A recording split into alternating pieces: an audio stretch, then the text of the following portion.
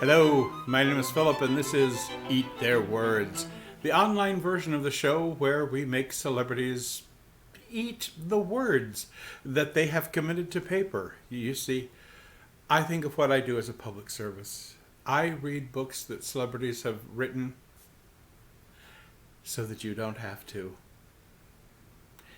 I'm good that way. As usual, if you like the channel, please, I would ask that you would subscribe to it. You can do that with the little subscribe button down there. And if you really enjoy it, you can help me keep things going by, throwing a little in the tip jar. And that way I can get even more books. Books like these. Maybe if you're not enjoying it and you'd like to see me suffer, throw some tips in, and that way I'll be forced to read more of these books. See how things work out that way? It's a win-win situation. Today's subject, our author, is quite well known, shall we say, not only for having written a novel, not only for having written another novel, but also a book of advice. Advice I think we can all take to heart and maybe learn a little something from. Yes, our author to consider today is the celebrity Ivana Trump, from her book, The Best Is Yet to Come, Coping with Divorce and Enjoying Life Again. In this case, she deals with the problems that can result with children and divorce, or at least some issues. She writes, "All my 3 kids were conceived with protection. I don't know how it happened. I hated every minute of every pregnancy. You lose your body, you look like a whale. Then the first one turned out to be a boy. I said, great, I'm done. I became pregnant again. It was a girl. A boy and a girl. Now I'm surely done. Then came Eric, my baby, and he is really the last.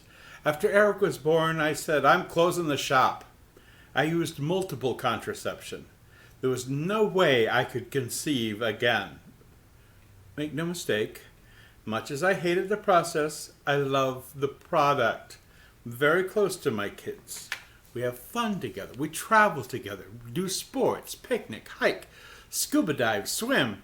At the age of 2, I took each of them to the top of a hill and told them, ski down. They would wail, I don't like it. Tough, honey, I'd tell them, get to the bottom of the mountain. Donnie and Ivanka weren't too bad, but Eric would cry for hours at a time. I'd given him to the ski instructor and say, don't worry if he cries, he'll get over it, he's got to learn. Poor little Eric would be skiing and crying at the same time.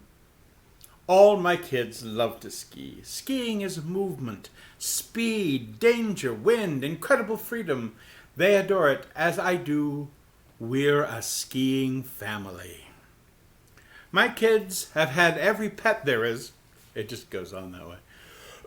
My kids have had every pet there is except cats. Cats shed, and they're unpredictable, and they scratch.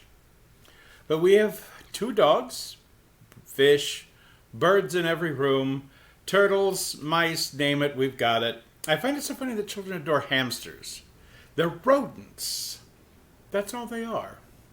The kids brought home a little white mouse, a school pet, at the end of the year, and they begged, Mom, can we keep it? I told them we'd keep mice in Trump Tower over my dead body. But if they promised to take it to Greenwich and keep it outside the house, in the garage somewhere, and if they'd feed it and take care of it, and I'd never see it or play with it or touch it, it was all right with me. The kids kept the mouse. It had a cage with straw on the bottom, a little mouse playhouse.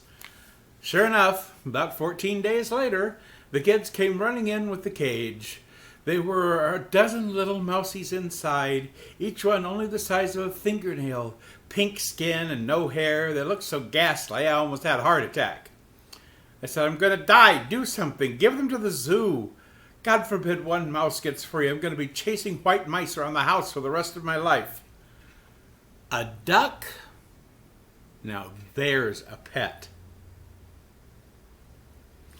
I was walking on the road outside our home in Greenwich, and I found a duck that had been hurt in the head.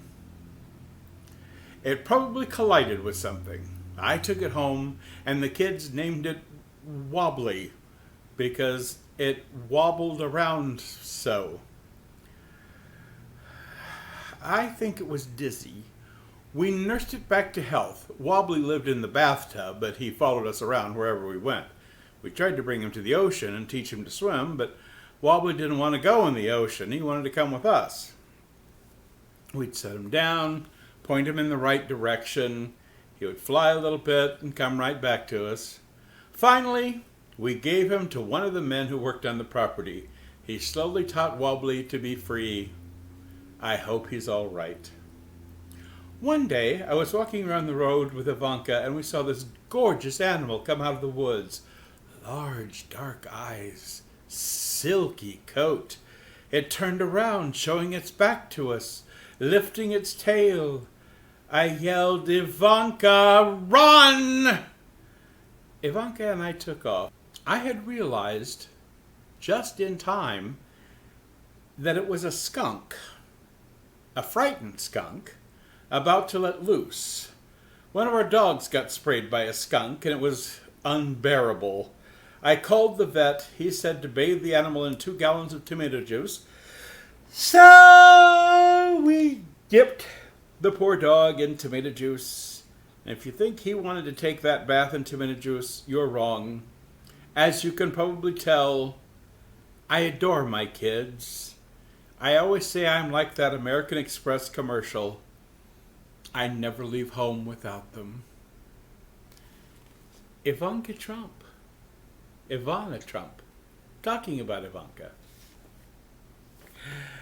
And as a little bonus, I also have some reading from a book that was made up of the words of, well, her famous husband, the beautiful poetry of Donald Trump.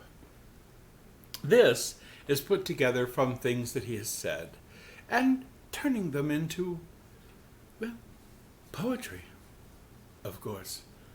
The poem, I Am the Most Fabulous Whiner. I own the largest winery on the East Coast. I do whine.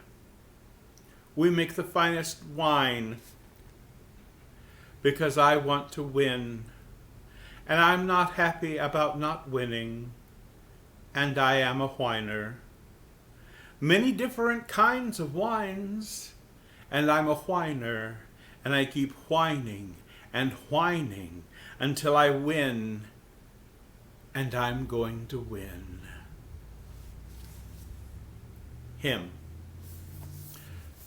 So, that's Eat Their Words for today. I hope you've enjoyed it. And if you have, of course, as I said, you can subscribe. You can also share this with others so that they might enjoy it as well. Or they might be irritated. And as I said, there is the tip jar to go either way. At any rate, I'd like to thank you for being here, and I hope that you have a good day. And don't whine or keep a skunk.